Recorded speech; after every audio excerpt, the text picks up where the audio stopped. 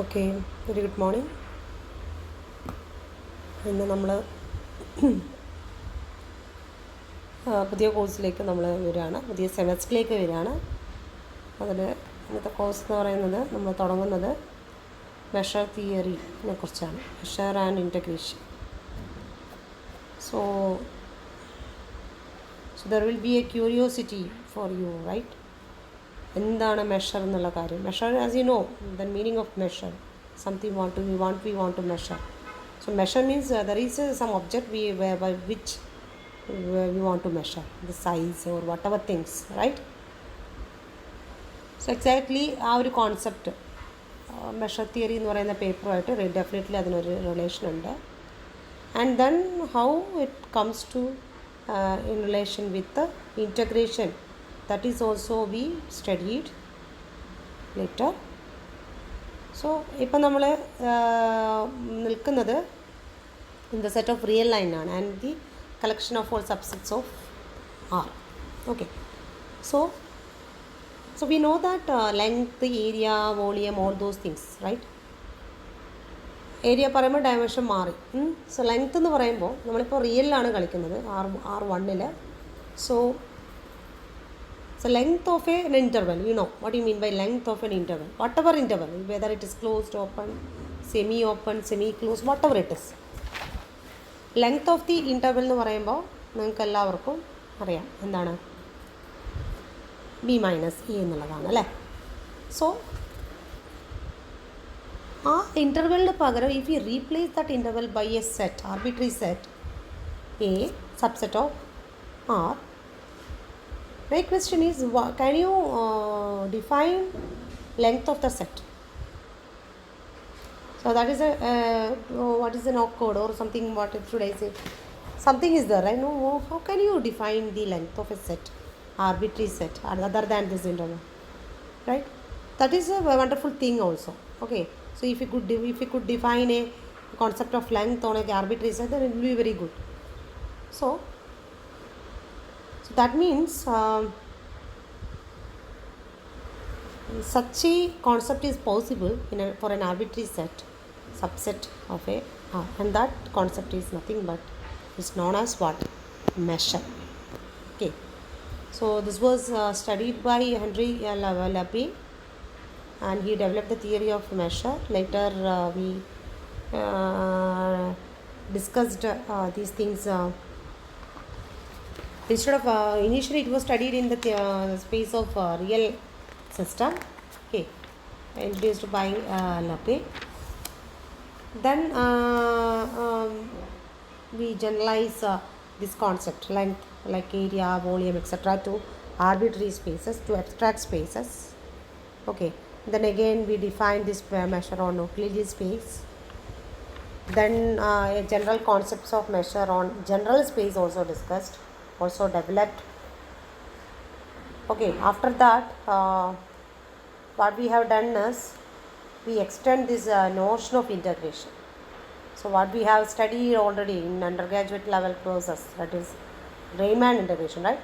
We extend, we generalize those integration to more what general settings, and which leads to the notion of Lebesgue integral, and again it leads to notions of abstract integration.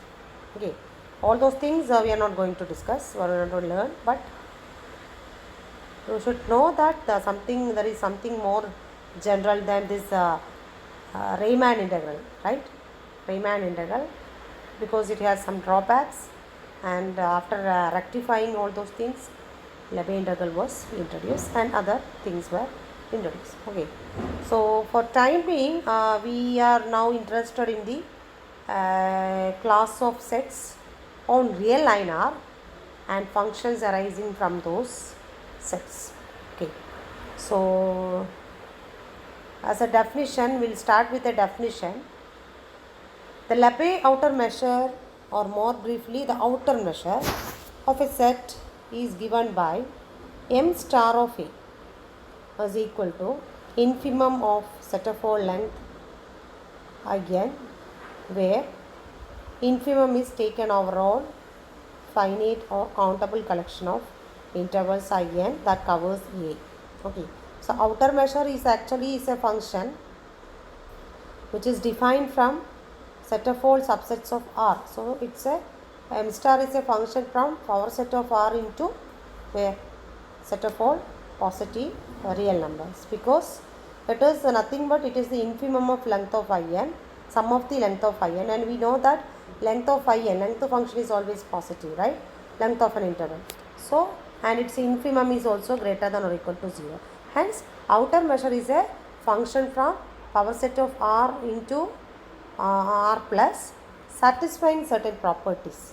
Okay, so infimum is one thing you should remember, that infimum is taken over all intervals which covers A.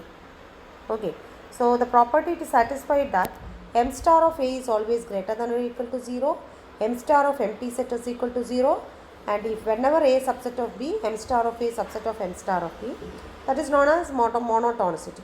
Okay, and M star of singleton set is equal to 0 for any x belongs to R.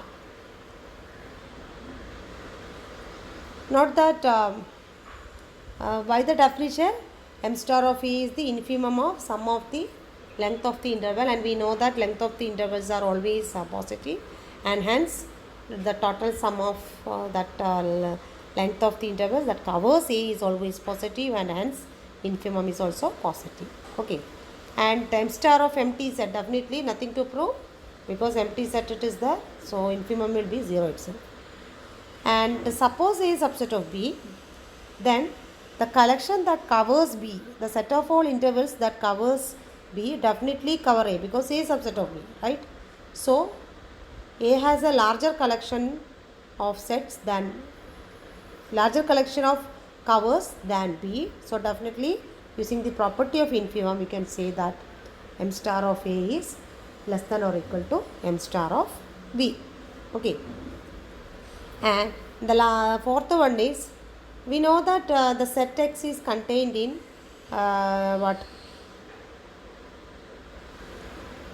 the interval x comma x plus 1 by n, right?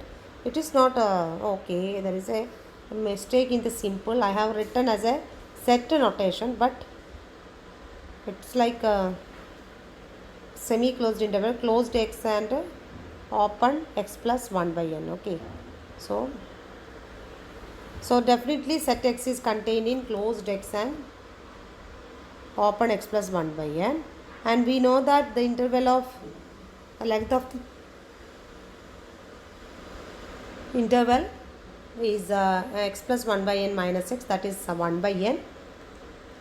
So by the monotonicity, M star of singleton set X is less than or equal to 1 by n. And note that singleton x is contained in the interval x plus 1 by n for any n, right?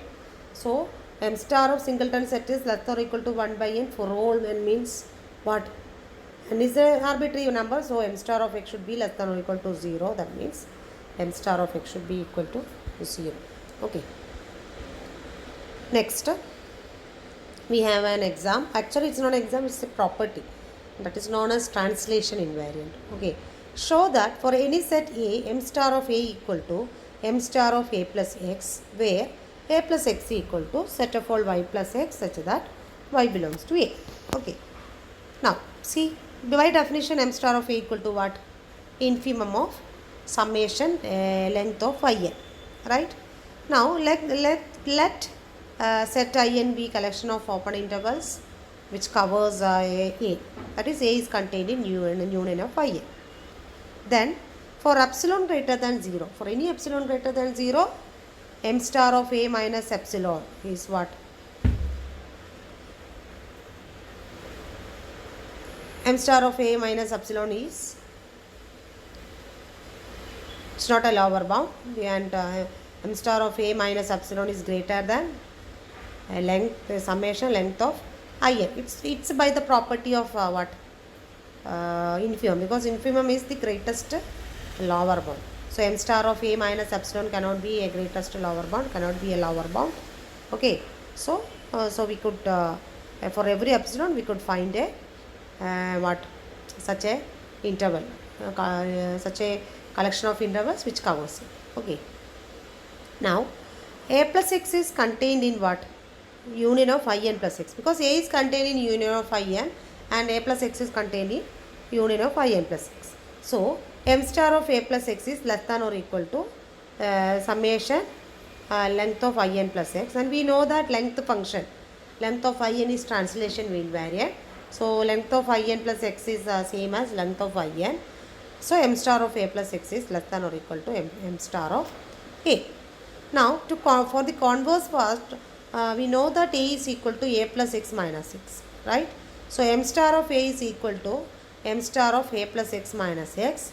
So using the above inequality, that is m star of a plus x less than m star of a, we can write m star of a plus x minus x is less than or equal to m star of a plus x minus x plus x. Okay, that means m star of a plus x.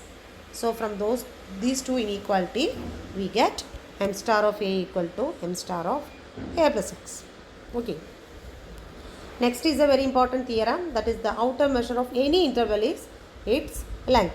We know that we have considered the closed, semi-closed interval, semi-open intervals for the definition of outer measure. Okay. So it says that for whatever interval you are taking, whether it is open, whether it is closed, whether it is semi-open intervals, the length of those intervals are always what? Its length. Now suppose we are proving in different cases. So case 1 is, suppose I is a closed interval AB. Okay. Then for each epsilon greater than 0,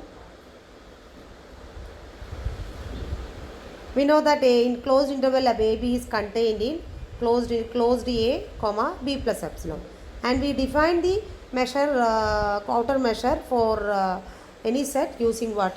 This semi-open interval, that is closed at left and open at right.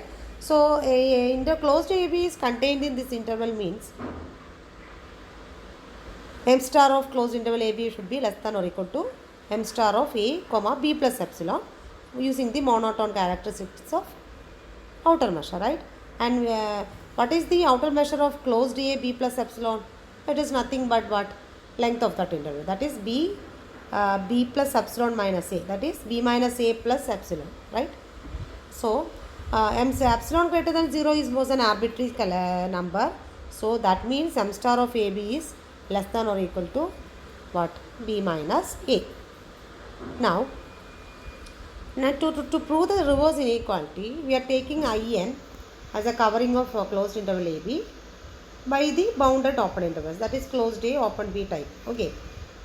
By Hahn-Borel theorem, this covering, it is the set of all bounded open intervals which covering the set. So by Hahn-Borel theorem, it has a finite collection which covers that set, right? So we could find a finite subset A of these intervals INs covering the closed interval AB. Okay. Now AB means, closed interval AB means it contains A as well as B. So we could definitely have a two sets which containing this A and B, right? So let A belongs to I1 for some I1 equal to A1 B1 comma A, that is closed A1 comma B. Okay. Also let if B1 is less than B, then B1 belongs to another open intervals from this collection, and let it be L2, A2, B2 belongs to E. Similarly we can construct. Okay. So A1 B1 open interval A1 B1 open interval A2 B2 etc. AK BK such that AI less than BI minus 1 less than BI. Okay. So length of IN, we know that union of IN is greater than or equal to union of I from 1 to n. So length of summation of length of IN is greater than or equal to summation of length of I from 1 to k, which is nothing but the sum of the open in length of the interval. So that is bk minus ak, bk minus 1, ak minus 1 etc. up to b1 minus a1. So if you arrange in this order, bk minus ak minus bk minus 1 minus etc., note that ai is less than bi minus 1. So bi minus 1 minus ai is a positive number. So bk minus a1 etc. some of the positive numbers, right? So definitely it is greater than or equal to bk minus a1. Okay, now a1 is less than a and bk is greater than b. Okay, so bk minus a1 is always greater than b minus a. So what we got is length of summation of length of phi n is greater than b minus a. So this is equation 2. So from 1 and 2 we have m star of ab is equal to b minus a. Now case 2, we consider next bounded interval, arbitrary bounded interval I. Okay, so for any epsilon greater than 0, there exists a closed interval j such that j is subset of I. Now,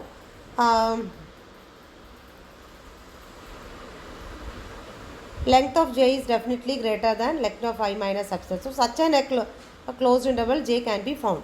Okay. Now, m star of I is less than or equal to m star of I closure because I is contained in I closure. Okay, I was an arbitrary bounded interval. Okay. Now, length of I minus epsilon is less than length of j because we have chosen j in such a way that, and length of j is nothing but m star of j because j is a closed interval, and using case 1 it is length of j is m star of j, and m star of j is less than or equal to m star of I just because j is a subset of I, which is less than or equal to m star of I closure.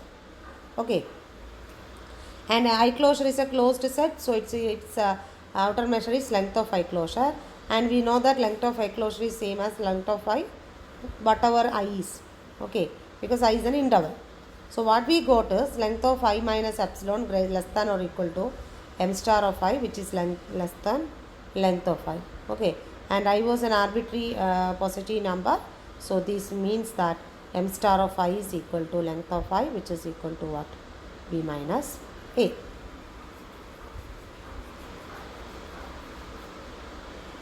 Now we have discussed for any closed set and for any bounded interval. Okay, next we will show that if I is an unbounded interval, the same thing happened. That means m star of I should be the length of the unbounded interval, which is infinity.